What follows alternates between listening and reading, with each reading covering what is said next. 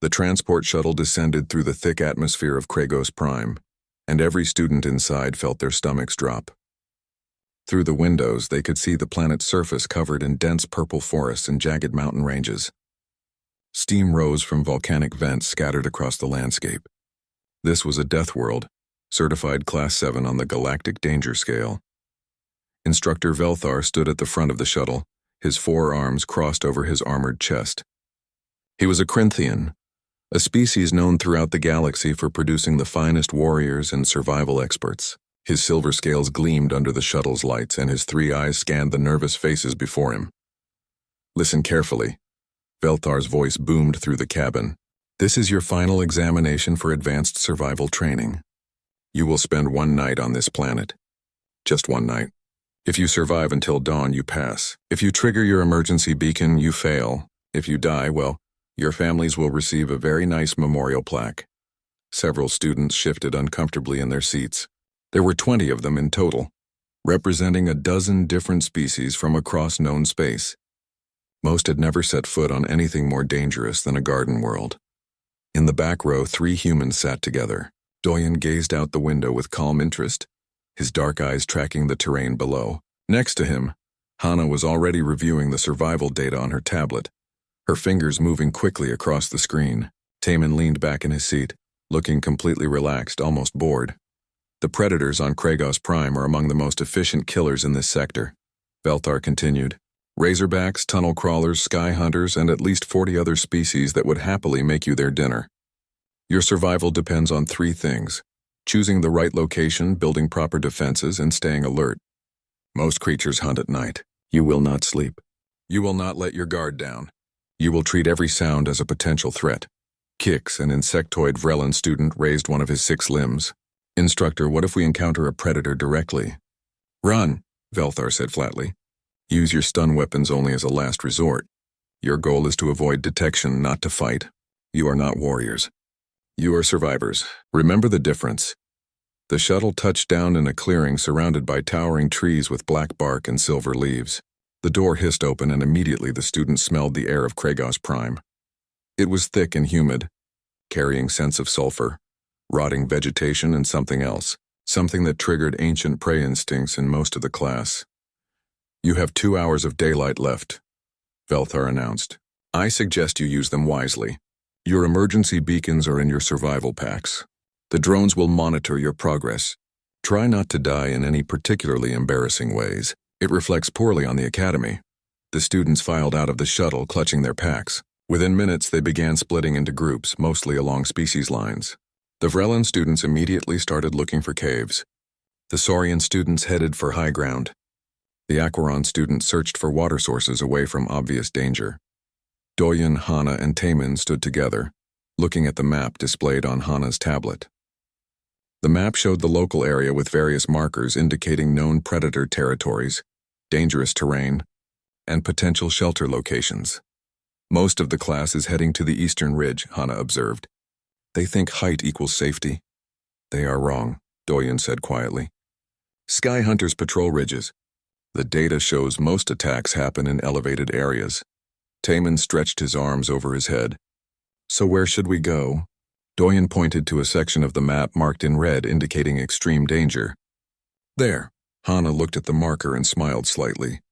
"The Razorback nesting grounds?" "Everyone else will avoid it," Doyen explained.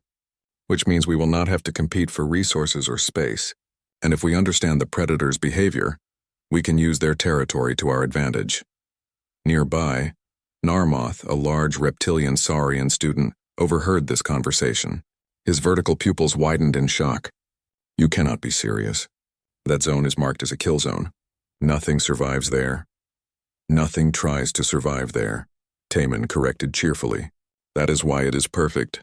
"You are insane," Narmoth hissed. "All humans are insane." Doyen shouldered his pack. "Perhaps, but we are also very good at not dying." The 3 humans set off toward the danger zone while their classmates watched in disbelief. Ilvris, an amphibious Aquaron student, spoke into his communicator.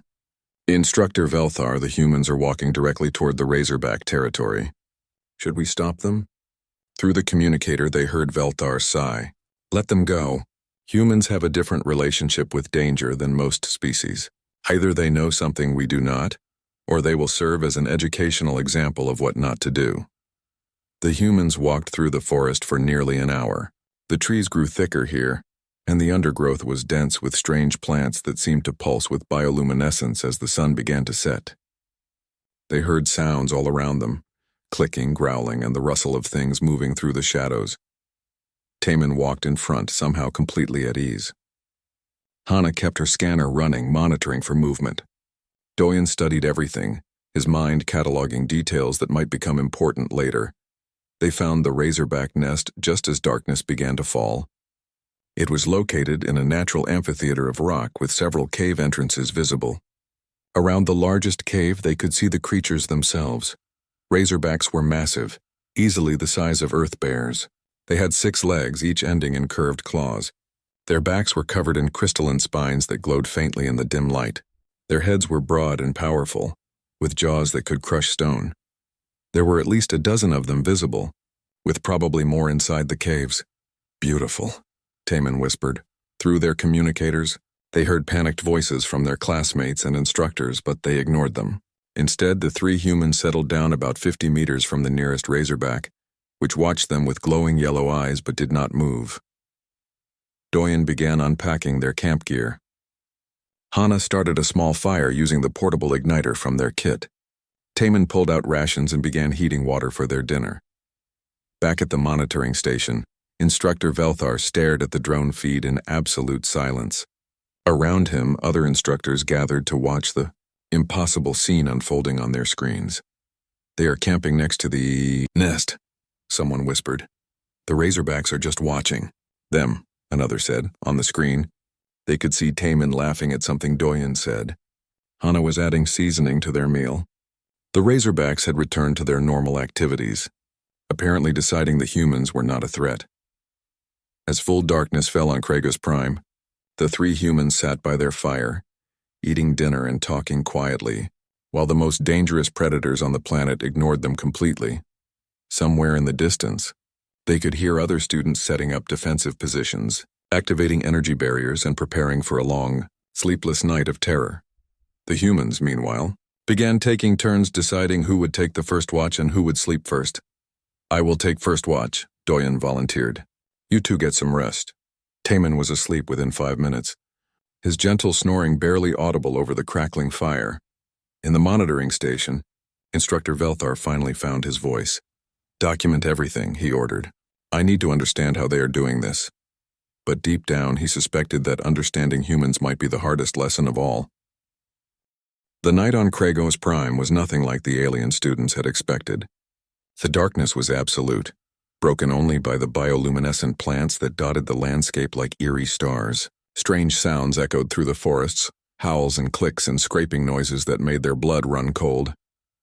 Kix and his group of Rellan students had found what they thought was a perfect cave. They had set up motion sensors at the entrance and huddled together in the back, their compound eyes reflecting the glow of their portable lights. But 2 hours after sunset, they heard scraping sounds coming from beneath them. "What is that?" one of the Vrellans chirped nervously. The ground began to shift. Kix realized with horror that they were not on solid rock. They were on top of a tunnel crawler nest. The creatures were digging up toward them, attracted by the vibrations of their movements. "Abandon the position," Kix shouted. "Move, move, move!" The Vrellan students scrambled out of the cave just as the floor collapsed, revealing dozens of pale, segmented creatures with too many legs and circular mouths full of grinding teeth.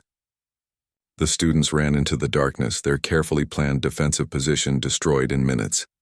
Meanwhile, Narmith and his Saurian companions had climbed to a high ridge overlooking a valley. They felt safe up there, above the forest floor where most predators roamed. They had built a basic shelter among the rocks and were taking turns on watch. Then the sky hunters came. They appeared without warning, gliding silently through the darkness on membranous wings. They were drawn to the heat signatures of the Saurian students. The first one dove, its talons extended, aiming for the student on watch. Narmith managed to fire his stun weapon, hitting the creature and sending it tumbling away. But the blast attracted more of them. Within minutes, the ridge was swarming with sky hunters, their piercing cries filling the air. Fall back to the forest, Narmoth ordered, his military training taking over. We cannot defend this position. The Saurians abandoned their shelter and fled down the ridge, sliding and stumbling in the darkness, pursued by the flying predators. Ilvris and the other Aquaron students had sought refuge in what appeared to be a calm pool of water. They were amphibious, comfortable in aquatic environments, and had assumed the water would provide safety. They were catastrophically wrong. The pool was home to ambush predators that lurked in the murky depths. These creatures could sense electrical fields produced by living beings. When the Aquaron students entered the water, they might as well have been ringing a dinner bell. Ilvris barely escaped when something massive brushed against his leg in the darkness. He pulled himself onto the bank, his heart's pounding, and saw the water churning with shadowy forms. 2 of his companions had not made it out. He activated his emergency beacon, failing the exam but saving their lives. The rescue drone arrived within minutes, pulling the terrified students from the water. Back at the monitoring station, Instructor Velthar watched multiple screens showing the chaos unfolding across Kragos Prime. More than half the class had already broken formation and were fleeing their initial positions. Several had activated emergency beacons. Others were scattered and lost. Then he switched to the feed showing the humans. The scene was so calm it seemed to be from a different planet entirely. The fire had burned down to glowing embers. Doyen sat on a flat rock, slowly feeding small sticks into the fire to keep it alive. He looked relaxed, occasionally glancing at his scanner but showing no signs of stress. Nearby, Hana was stretched out in her sleeping bag, breathing deeply in genuine sleep.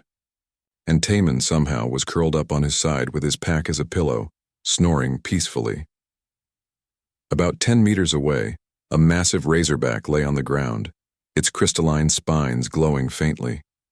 It was one of the nest sentinels keeping watch over the territory. Occasionally it would lift its head and look directly at the humans, then settle back down. "This is impossible," one of the monitoring technicians said. "Those creatures should have attacked them by now."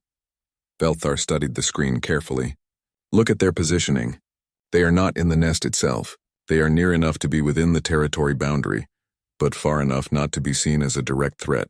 The Razorbacks are territorial, yes, but they are not mindlessly aggressive. They only attack creatures that threaten their young or try to claim their space." "But how did the humans know that?" the technician asked. "They observed first," Velthar said slowly. "Instead of reacting from fear, they studied the creature's behavior. This is not luck. This is strategy." On screen, Doyen stood and stretched. He walked a few steps away from the camp and pulled something from his pack.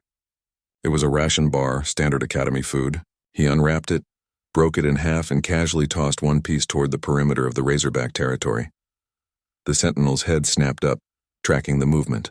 It stood and approached the food cautiously. It sniffed the ration bar, then picked it up in its powerful jaws and carried it back to its position, where it settled down to examine this strange offering.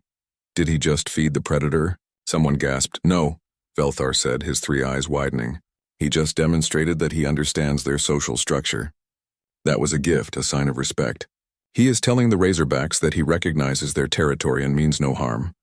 The sentinel ate the ration bar, then resumed its watching position.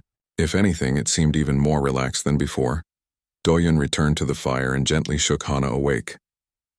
"Your turn for watch," he said quietly. Hana sat up, rubbing her eyes. "Anything interesting happen?" "Made friends with the neighbors," Doyen said, nodding toward the Razorback. "They seem to appreciate snacks." Hana smiled and took his position by the fire. Doyen climbed into his sleeping bag and within minutes was breathing deeply in sleep. The monitoring station was silent. Other instructors had gathered now, drawn by reports of the humans' impossible behavior. They watched as Hana sat calmly by the fire, occasionally checking her scanner but mostly just existing peacefully in the middle of what should have been certain death. "I have trained soldiers for 30 years, Velthar said softly. "I have taught survival techniques to hundreds of species, but I have never seen anything like this." Across the planet, the alien students were having the worst night of their lives. They were exhausted, terrified, and scattered. Every sound made them jump. Every shadow seemed to hide a predator. They fired stun weapons at imagined threats. They burned through their emergency supplies. They made noise and light and movement, doing everything that attracted predators rather than avoiding them. The humans, by contrast, were having a peaceful camping trip. Around midnight, Taman took his turn on watch. He sat by the fire, humming softly to himself. At one point, he pulled out a small harmonica from his pack and played a gentle tune. The razorback sentinel lifted its head, listening to the strange sounds. After a moment, it seemed to relax even further. "Is he playing music for the Predators?" a technician whispered. "Apparently," Velthar replied, his voice filled with something between awe and disbelief. Taman finished his song and set the harmonica aside. He looked directly at the drone camera hovering nearby and waved. Then he settled back to maintain his watch, completely at ease. As the long night wore on, the contrast between the humans and the other students became impossible to ignore. The galaxy's various species, with all their advanced technology and training, were being hunted and terrorized by Kragos Prime's ecosystem. The humans from the death world called Earth were sleeping peacefully in the territory of apex predators. By the time dawn approached, Instructor Velthar had already begun writing his report. The title was simple: Humanity, a reconsideration of death world psychology. He suspected it would be the most important document he ever produced. Because watching those three humans survive the night by befriending the deadliest creatures on the planet had taught him something fundamental about why humans were different. They did not survive despite being from a death world. They survived because of it, and that changed everything. Dawn was only 3 hours away when everything went wrong. The storm appeared on the sensors with almost no warning. Weather prediction on Kragos Prime was difficult because of the planet's volatile atmosphere. But this was different. This was a massive electrical storm system, the kind that appeared maybe once every few years. It was moving fast directly toward the area where the students were scattered. In the monitoring station, alarms began to sound. Velthar moved quickly to the weather display, his 3 eyes scanning the data with growing concern. "How bad is it?" one of the technicians asked. "Very bad," Velthar said. "Wind speeds over 200 kilometers per hour. Lightning strikes every few seconds. This will flood the valleys and turn the forest into a death trap. We need to evacuate immediately." He activated the general communications channel. "All students, this is Instructor Velthar. A severe storm is approaching your position. Activate your emergency beacons now. This is not a failure condition. I repeat, activate your beacons immediately. Extraction shuttles are launching." Across Kragos Prime, exhausted and terrified students reached for their emergency beacons with relief. Finally, this nightmare would be over. They pressed the activation buttons, and the beacons began broadcasting their distress signals into the darkness. But then something unexpected happened. The storm hit the edge of the monitoring range, and the electromagnetic interference was far worse than predicted. Half the drone feeds went dark. Communications became broken and static-filled. The carefully coordinated extraction plan fell apart within minutes. "I am not receiving clear signals from the beacons," the communications officer reported. "The storm is scattering the transmissions. Launch the shuttles anyway," Velthar ordered. "Use the last known positions." But even as he gave the order, he knew they had another problem. The storm had arrived faster than predicted. The shuttles could not fly in those wind conditions. They would have to wait until the worst of it passed, which could take an hour, maybe 2. The students on the ground were on their own, and the emergency beacons, which were supposed to save them, had just become the worst possible thing they could have activated. Kix was hiding under an overhang of rock with 2 other Vrellan students when they heard the sounds. At first, it was just one creature, drawn by the electronic pulse of the beacon, then another, then dozens. Predators from every direction were converging on their position, attracted by the signal that was supposed to bring rescue. "Turn it off," Kix shouted. "Turn off the beacon!" But emergency beacons by design could not be turned off once activated. That safety feature had just become a death sentence. Narmith and his group were in even worse trouble. They were in open ground when the storm hit, lightning turning night into day every few seconds. They could see creatures approaching from all sides, moving with purpose toward the beacon signal. The Saurians formed a defensive circle, stun weapons ready, but they were exhausted and outnumbered.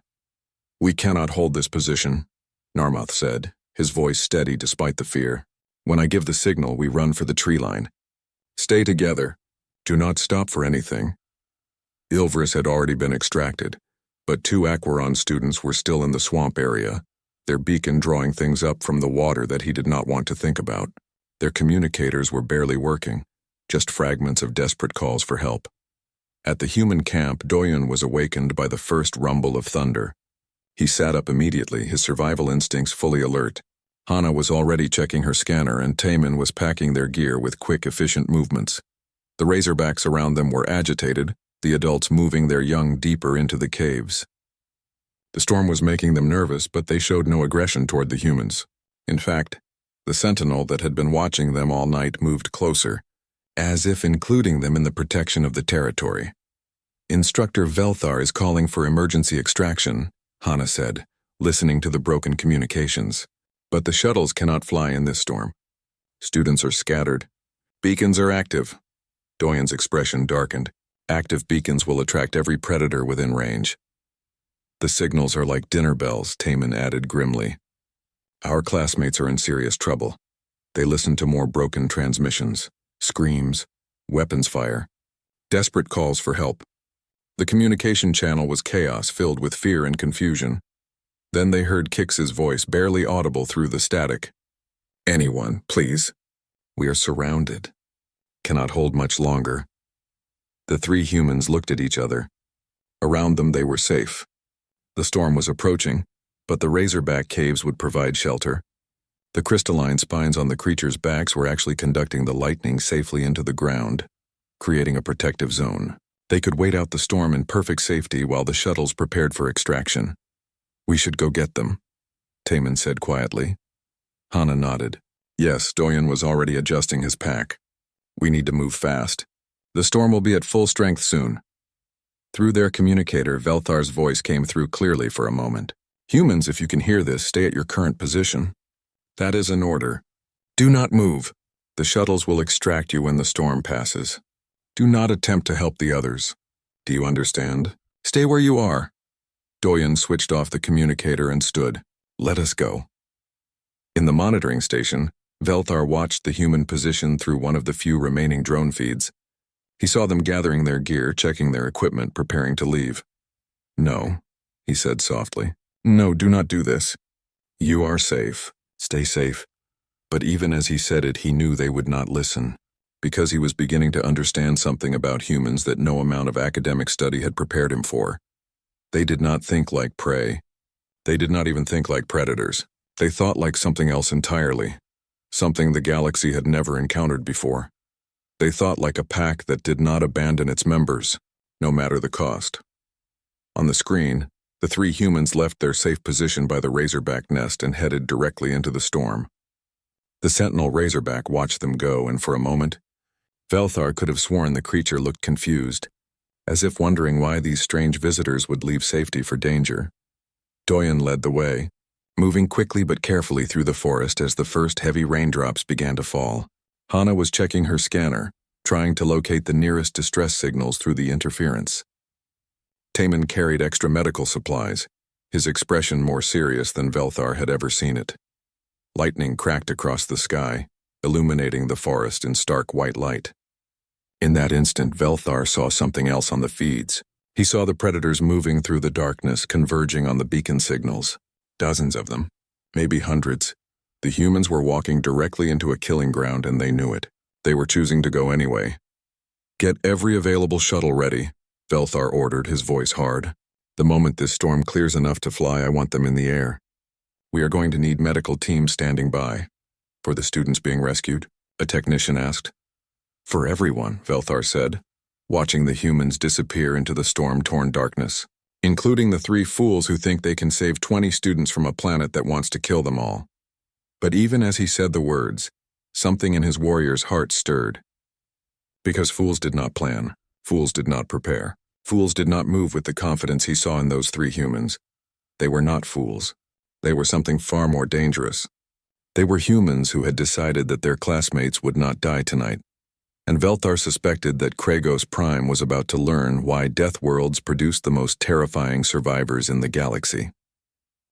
The storm hit with full force as the humans moved through the forest. Rain fell in sheets so heavy that visibility dropped to almost nothing. Lightning struck constantly. turning the world into a strobing nightmare of light and shadow. Wind tore at the trees, sending branches crashing down around them. Doyen led the way, moving with a certainty that seemed impossible in the conditions. He was not just running blindly. He was thinking, calculating, using the terrain and his knowledge of predator behavior to find the safest routes through the chaos. "Kix's group is closest," Hana shouted over the wind, reading her scanner. 2 kilometers northeast, but the signal is weak." "Then we go fast," Doyen replied. They ran through the darkness, and that was when the predators found them. The first pack came from the left, attracted by their movement and heat signatures. They were nocturnal stalkers built low to the ground with too many legs and eyes that reflected the lightning. There were at least a dozen of them moving to surround the humans. In the monitoring station, the few technicians who still had drone feeds watched with horror. This was it. The humans were about to be torn apart, but Taman did not raise his stun weapon. Instead, he did something that no one expected. He charged directly at the pack's leader, screaming at the top of his lungs. The sound that came from Taman was primal, a roar of challenge that carried even over the storm. He was not running from the predators. He was attacking them. The lead stalker hesitated, confused. This was not how Prey behaved. Prey ran, Prey cowered. Prey did not charge while making aggressive territorial sounds. Doyen and Hana joined in, all 3 humans advancing on the pack with aggressive postures, making themselves look bigger, louder, more dangerous than they actually were. The predators broke. They scattered back into the forest, their instincts telling them that something was very wrong with this prey. The cost of attacking was suddenly too high. Easier prey existed elsewhere. "That should not have worked," Velthar whispered, staring at the screen. "But it did," one of the technicians said. "How did they know it would work?" "Because on their world," Velthar said slowly, "this is how you survive. You do not show fear. You become the scarier thing." The humans kept moving. They found Kix's group trapped under their rock overhang, surrounded by at least 20 different predators drawn by the beacon signal. The Vrellan students were firing their stun weapons, but they were exhausted and running low on charges. Doyun assessed the situation in seconds. "We need to draw the predators away. Hana, can you override their beacon signal?" "Not override, but I can boost ours to be stronger," Hana said, already working on her equipment. "If we broadcast a louder signal, some of the predators might follow us instead." "Do it," Doyen ordered. Hana modified their own emergency beacon, then activated it at maximum power. The signal blazed across the electromagnetic spectrum, and immediately several of the predators turned toward the humans. "Now we run," Taman said, "and they follow us." They sprinted away from Kix's position, leading a pack of confused and angry predators through the storm. But they were not just running blindly. Doyen was guiding them toward a specific area, a rocky slope he had noticed on the maps. When they reached it, he turned and faced the pursuing predators. "Now we fight." The predators charged up the slope, and the humans met them with stun weapons and improvised weapons made from broken branches. But more importantly, they used the terrain. They channeled the predators into narrow gaps between rocks. They used height advantage. They worked together with a coordination that spoke of thousands of years of pack hunting evolution. It was not a fair fight. It did not need to be. The humans were not trying to kill the predators. They were just making themselves too expensive to hunt. After several of the creatures were stunned and sent tumbling down the slope, the rest withdrew. The beacon was not worth this much trouble. They went to find easier meals elsewhere. "Kix, can you hear me?" Doyen called into his communicator. "The way should be clear now. Move to high ground and find shelter from the storm. We are coming back for you." You saved us," Kix's voice came back, filled with disbelief. "You left safety to save us." "We are a team," Hana said simply. "Now move before more predators arrive." They found Narmuth's group next, surrounded in a clearing with nowhere to run. The Saurian students were holding formation, but they were seconds away from being overrun. This time, Taman used a different strategy. He pulled out the emergency flares from his pack and ignited all of them at once, creating a wall of bright chemical fire between the students and the predators. The sudden light and heat confused the creatures long enough for the humans to reach the Saurian students. "Follow us," Doyen shouted. "We know a safe route." "Why should we trust you?" Narmuth gasped, exhausted. Because we are still alive, Hana replied. And you are not going to survive without us. Your choice. Make it fast. Narmoth looked at his group, then at the predators beginning to circle around the flares. We follow the humans. They moved as a larger group now, the humans leading the alien students through the storm with a confidence that bordered on supernatural. Every time predators approached, the humans either scared them off or fought just enough to make the cost too high. Finding the Aquaron students in the swamp was harder. The water was rising fast, and the creatures below were getting bolder. Taman simply jumped into the water without hesitation, diving down to reach the struggling students. He is going to die, someone in the monitoring station said. But Taman surfaced moments later, dragging an Aquaron student with him.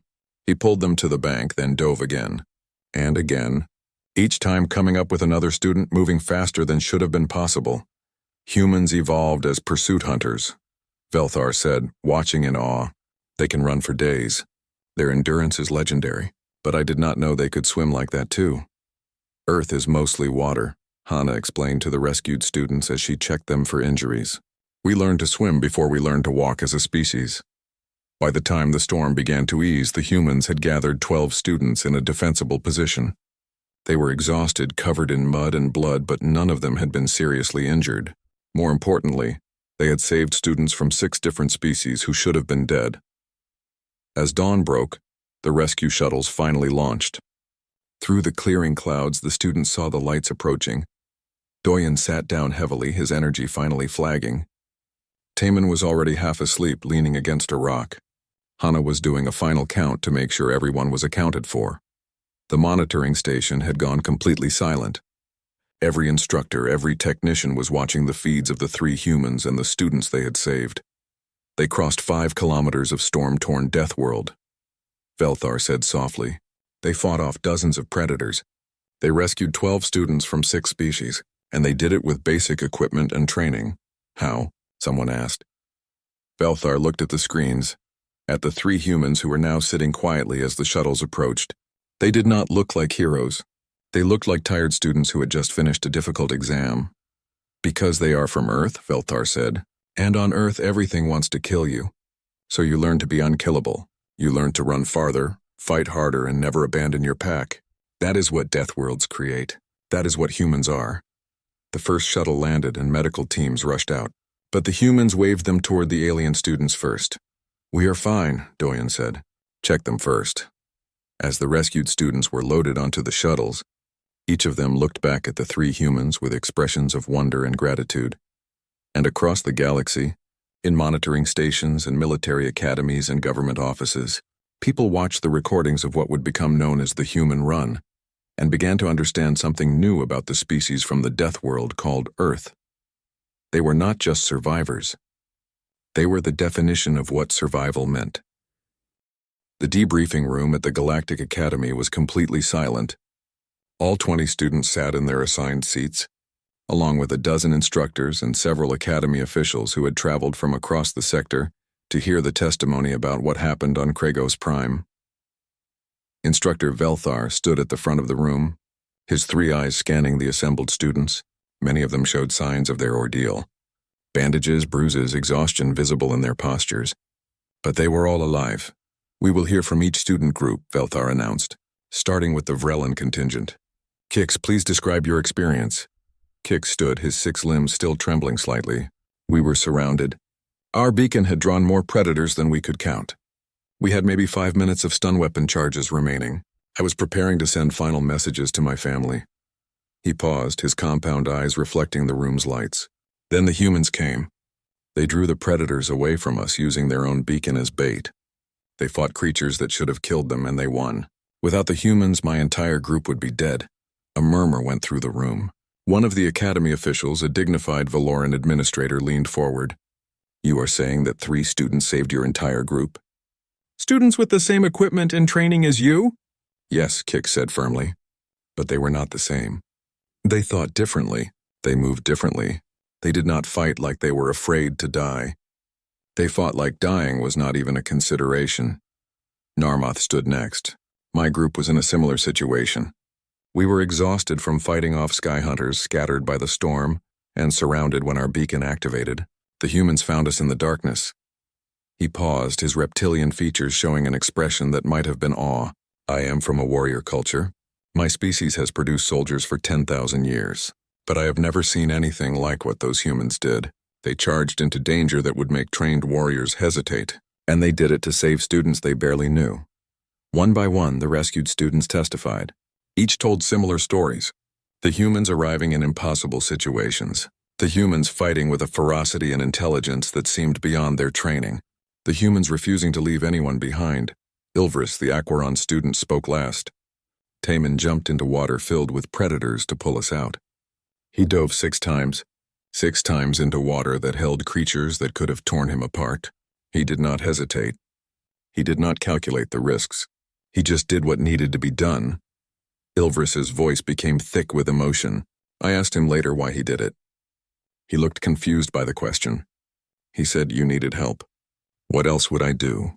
The room was silent for a long moment. Then Veltar turned to the 3 humans who sat together in the back row. Doyen, Hana, Taman, please come forward. The 3 humans stood and walked to the front of the room. They did not look particularly impressive. They were young, relatively small compared to many of the species present, and they showed signs of exhaustion and minor injuries from their ordeal. Explain, Veltar said simply. Explain how you did what you did. Explain how you survived by sleeping next to apex predators. Explain how you crossed 5 kilometers of storm-torn Death World to rescue 12 students. Explain how you fought off dozens of predators with basic equipment. The entire galaxy wants to understand.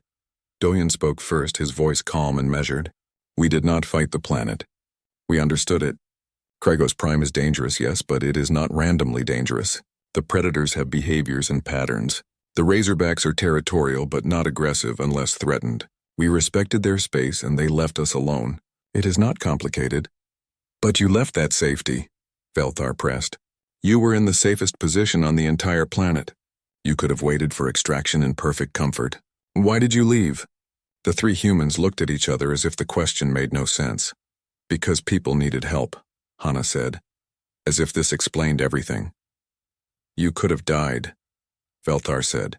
All 3 of you could have died trying to save students who made poor choices about their defensive positions. But we did not die, Taman said with a slight smile. And neither did they. That is what matters. An Academy official stood, his voice sharp with frustration. This is not a joke. You violated direct orders. You took absurd risks.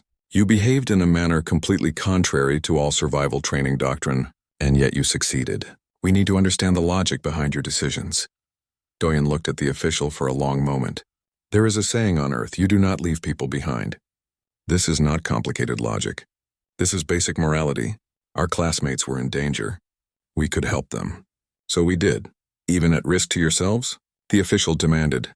Especially at risk to ourselves, Hana said quietly. What value is survival if you abandon your principles to achieve it? What value is safety if you must step over your friends to reach it? The room erupted in discussion.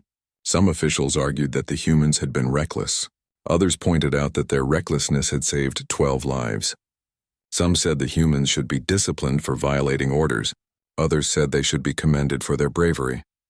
Veltar raised one of his 4 hands for silence.